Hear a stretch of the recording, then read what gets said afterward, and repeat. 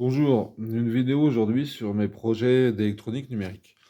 Là, vous avez donc un automate M221 qui communique avec son esclave Modbus RS485. Donc j'avais réalisé cette plateforme, c'est pour faire des tests. Là, vous avez encore les connecteurs BMC pour mesurer les signaux. Parce que j'ai eu, enfin pour la mise au point de la communication, j'en ai eu besoin. À savoir que le module est alimenté en 5 volts. Donc si j'utilise l'alimentation 5 volts du mètre, ça fonctionne pas. C'est parce que voilà, moi j'utilise un petit convertisseur qui est fait comme ça par les Chinois. Dans la réalité, en industrie, ça serait un peu plus compliqué à utiliser, ou alors il faudrait utiliser que ce genre de montage avec ce genre de périphérique. Voilà.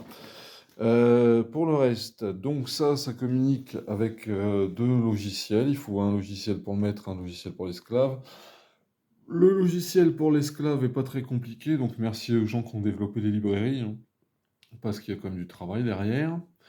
Alors, nous, en fait, on fait juste... Normalement, il aurait fallu utiliser un programme qui va lire les entrées et sorties de l'automate, enfin du contrôleur, de l'Arduino. Ici, nous, on va juste utiliser les blocs d'entrée-sortie mémoire. Voilà. Donc, ensuite, ça fonctionne avec le deuxième logiciel de l'automate maître. Donc, lui, il fait en fait de la lecture sur un front, sur un entrée, hein, donc on pourrait le faire périodiquement. Là, parce que pour les essais, c'est plus facile, j'ai mis une entrée.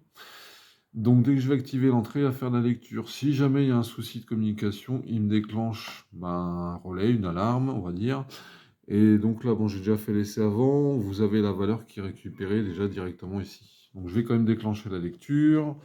Donc, pour déclencher la lecture, on va sur le bornier. On prend l'entrée,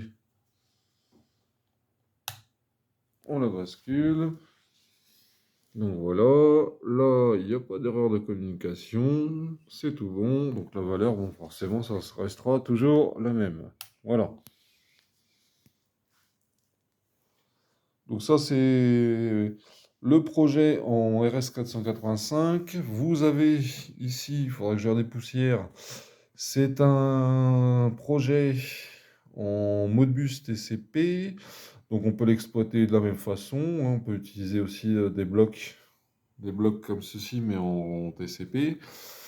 Là, il y a des entrées-sorties. Alors les entrées, elles sont prises directement sur le microcontrôleur. Les sorties, elles se font par un module PSCF 485-74. Bon, pour avoir en fait plus de sorties, d'entrées. Normalement, on peut faire aussi les entrées et les sorties. Voilà. Donc, ça, c'est pour faire un petit point sur la rubrique électronique numérique. Bonne journée!